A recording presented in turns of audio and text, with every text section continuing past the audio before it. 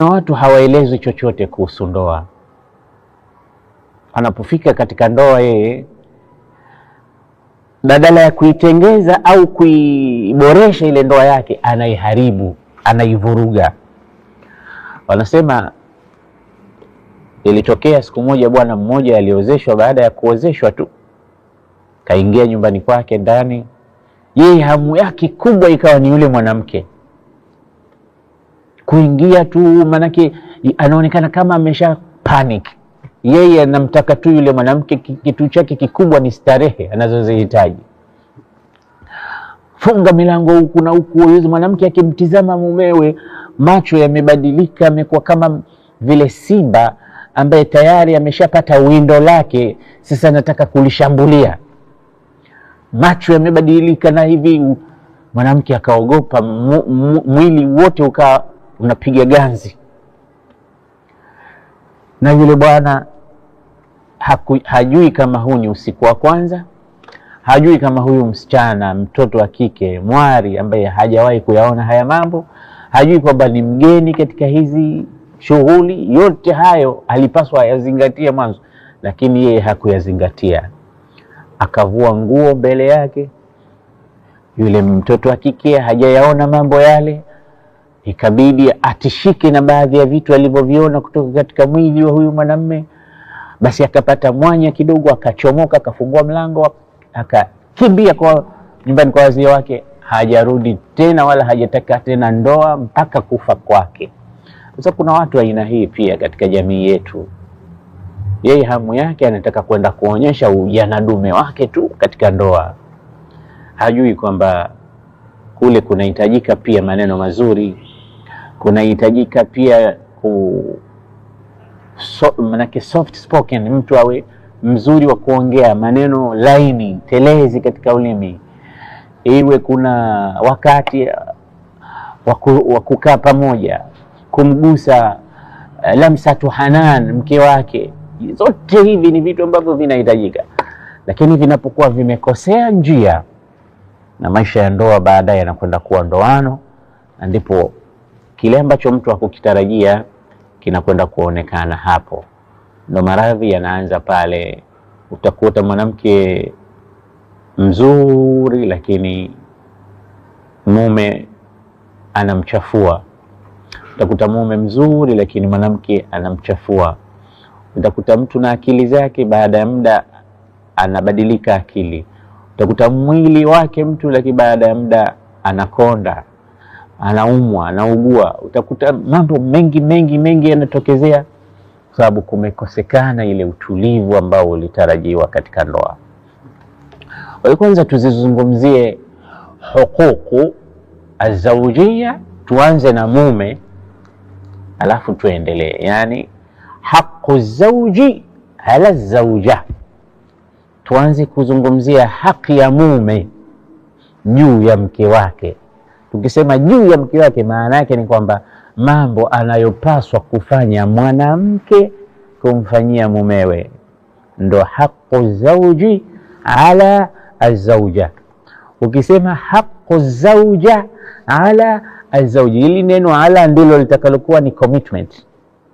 Ukisema haqu zawji ala azawja, maana yake ni mambo apaswayo kuyafanya mwanamke kumfanyia mumewe. Ukisema haqu zawja ala zawjiha, ina maana ni mambo apaswayo kuyafanya mwanamme kumfanyia mkewe, yani huquq ziko hiyo. Kwa hiyo nimeanza kusema haqu zawjati ala zawj, nimeanza kusema haqu zawji ala azawja, yani haki ya mume juu ya mke. Kinachopaswa kufanya mke amfanyie mumewe ndicho tutakachoanza nacho, kwa sababu mume ndio kawam, ndio kiongozi. Kwa hiyo tutaanza kuzizungumzia haki zake anazopasa kuziona na kufanyiwa na mke wake. Kwanza, kabla sijaingia katika kuizungumza haki ya kwanza, nipe masikio yako, niazime kabisa masikio yako, kwa sababu hili ni jambo kubwa ambalo tunajisaidia nalo katika kufanya ibada, kwa sababu ndoa ni ibada taban.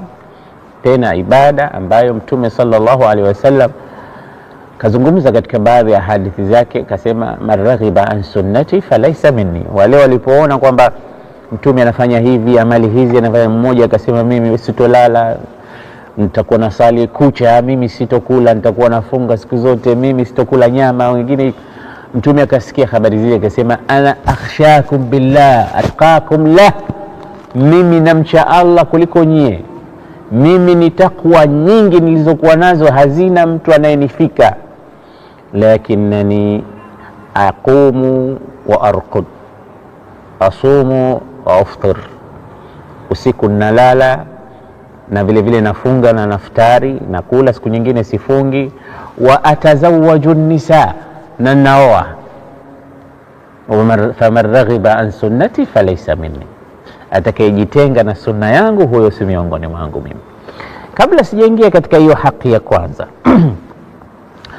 tuelewe kwamba wake zetu ni kitulizi cha macho, wake zetu ni starehe, wake zetu kama tulivyoambiwa na Mwenyezi Mungu, hunna libasul lakum wa antum libasul lahunna, ni konde zetu. Nasema fa'tu harthakum anna shi'tum nisaukum harthun lakum, katika aya, wake zenu ni konde zenu. Fa'tu harthakum anna shi'tum, yani ni mashamba yenu, yaendeeni mashamba yenu kwa staili mpendayo.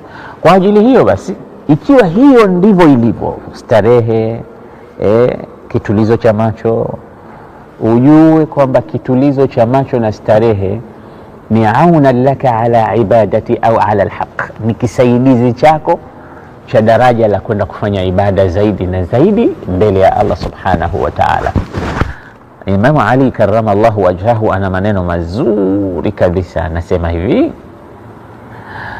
rawihul quluba sa'atan fasa'a, ziburudisheni nyoyo, zifurahisheni nyoyo, sa'atan fasa'a, yani day by day, sio kila wakati, occasionally. Yani kuna siku unaamua kuiburudisha nyoyo, unaamua kuenjoy, unaamua kurefresh moyo wako, nafsi yako, sa'atan fasa'a. Anasema fa innal quluba idha hamiyat, fa innal quluba idha ukrihat hamiyat au kallat, kwa sababu nyoyo zikilazimishwa kufanya jambo, unaziburura tu katika kufanya kitu hicho, huchoka zile nyoyo au hupofuka, zikawa tena unakifanya kile kitu lakini huna nishati, huko active. Kwa hiyo ukiona kwamba umefanya mambo kama hayo ya moyo wako kuelekeza katika kufanya kitu hicho, hebu acha sasa kufanya kile kitu, yani pumzika, alafu kile kitu utakifanya baada ya kupa refreshment moyo wako tena. Ndio maana ya rawihul quluba sa'atan fasa'a. Nikupe mfano kwamba, mfano sisi tunatoa darasa kama hivi kila wakati. Sasa unafika pale unachoka. Sasa ukiwa umechoka, unaweza ukafanya vitu ambavyo haviendani na vile vinavyotakiwa katika standard yako. Kwa hiyo pumzika, tafuta safari kama unataka kusafiri, ni mtu wa hobby, labda kwenda Serengeti au sehemu gani kwenda kutizama wanyama, nenda katizame. As long as unafanya kile kitu ndani hakuna haram, wewe fanya kitu ambacho kinakuleta tajdid ya kuja tena kufanya ile kazi kwa usanifu mzuri na mambo kama hayo. Ndio maana ya Imam Ali aliposema rawihul qulub, tafuteni tarwiha. Tarwiha ni yale mapumziko, enjoyment. Ndio maana tarawih imeitwa tarwiha, kwa sababu ya nini? Unasali alafu kuna mapumziko, baada ya kila raka kadhaa unapumzika pale, unanyanyuka. Sio kila wakati unanyanyuka, unaona. Tarwiha ndio tarawih.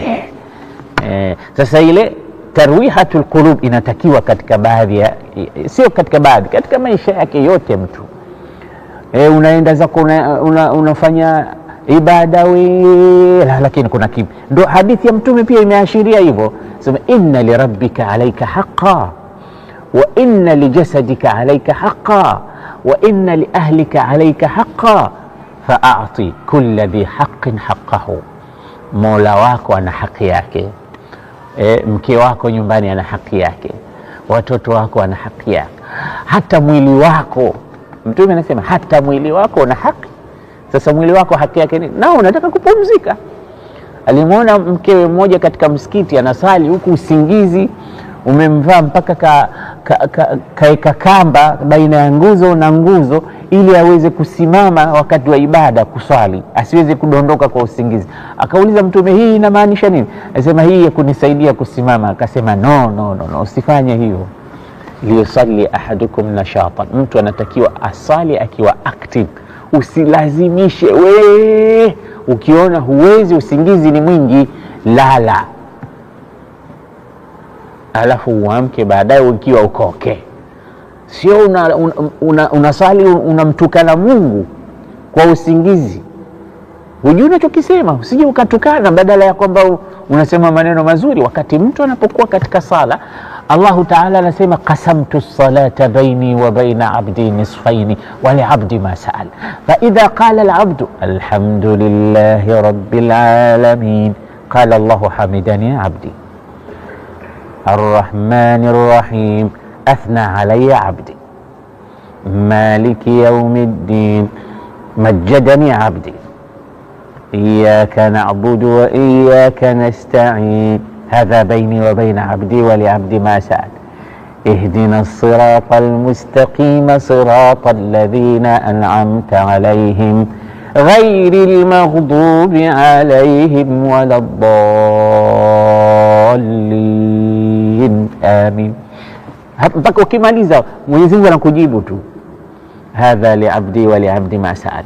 Kila hatua unayokwenda, mja wangu amenishukuru, mja wangu amenisifu, mja wangu amenitukuza, hili ni kati yangu mimi na mja wangu, na mja wangu atalipata analoliomba, mpaka mwisho. Kwa hiyo wewe unajua unachokisema, uwe ni sharti, uwe na shit, uwe active katika ibada zako, ili upate kujua unachoendelea kinaendelea vipi. Insha Allahu Ta'ala tuje katika halaka yetu itakayokuja, tuanze na haki ya kwanza ya mume anayopasa kufanyiwa na mkewe. Huenda darsa hii ikatatua baadhi ya matatizo ambayo wake zetu tunayo kule majumbani. Assalamu alaikum wa rahmatullahi wa barakatuh.